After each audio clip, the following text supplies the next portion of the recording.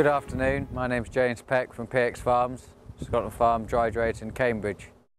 Running a arable farming business which is 5,200 acres, 9 Arctic lorries and 26,500 tonnes grain storage and 50 kilowatt solar power system. My grandfather bought the farm in 1950, and in those days we had 150 milking cows, and all the crops on the farm were grown to feed the animals. They also had sheep, poultry, and obviously follower cattle and a few pigs. When I joined the farm in 1968, the cows had gone, but we had barley beef and pigs. But we didn't make any money. And so by 1976, all the animals had gone, and all the land was now being ploughed up to produce wheat and also barley. I came back to the family farm in '99. Father came to me in March 2003 and said he no longer wanted to farm as we currently did. I found it a bit of a blow at the time when he first said to me in March, you know, I'm no longer going to carry on, so you've either got to go work for someone else or set up your own business. But once I got my head around it, I set up Peck Farms on 16th of May. And we started off with the family farm and what we currently were contract farming at that time, 1,650 acres. During the 60s, obviously modern tractors had come in. We were now able to plough up land that had been permanent pasture. And our yields were sort of about 2 to 2¼ tonnes to the acre. But during the 70s, when we started to use a lot of nitrogen, more and more different chemicals came in, better varieties of cereals, our yields started to go up 2½, 3 tonnes to the acre, and by the 80s we were starting to hit the 4 tonnes to the acre. I wanted to put solar panels all on the shed roof, and as we went through it, we then found that we was going to have to spend about £80,000 to reinforce the roof. And we've installed the first commercial system with trackers. We've gone just under the threshold, so we're getting the highest sort of fits, 33p. We're exporting to the grid, but we're actually only exporting 7% at the moment, because obviously the great thing about solar and our grain store is that we produce the most sun in the summer, so producing the most electricity, and the greatest demand we have is in the summer, running the dryer and the lights and the elevators and conveyors. So we're using 93% of the power we're producing at the minute. Currently a Nuffield scholar, just finishing my paper.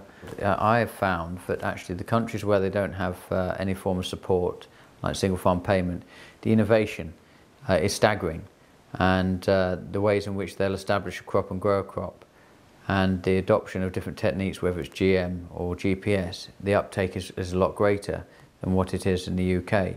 I actually believed, before I went travelling on the Nuffield, that we were pioneers in agriculture. And it wasn't until I started to go around the world and I realised how far behind we actually are, which is quite a shock actually. Do you know, interestingly, 35% increase in cost of buying a machine here in the UK than what it is in South America because of the subsidies.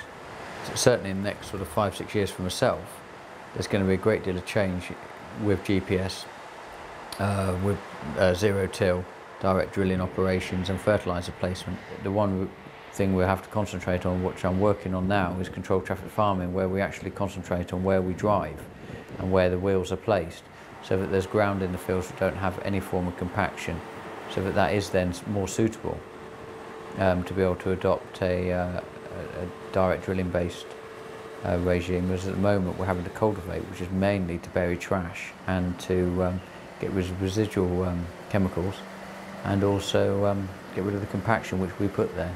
The individual who's baling is very good. The problem is that the tractor's there and the chaser's to the side, so effectively what happens is you've got 2 lots of wheelings going in.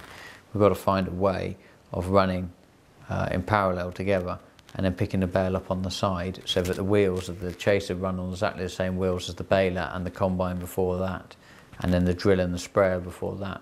I'm sure it's possible, and I hope to have it working by next summer. Working really hard on it in Australia, and it was fascinating to see, and there's about an 18% yield increase. I mean, that's tremendous. I mean, people will hover about at you know, variety stands having a look at trying to get an extra 2%. And there's another way we could get to 18% in increase in yield just purely on controlled traffic farming. I'm hoping the manufacturers will buy into it and they will start producing machinery which will easily fit into it. I think that there's great improvements to be made on yield, but we have stagnated, that is for sure. In the last 10 years, that's one of the reasons I wanted to go and do a Nuffield.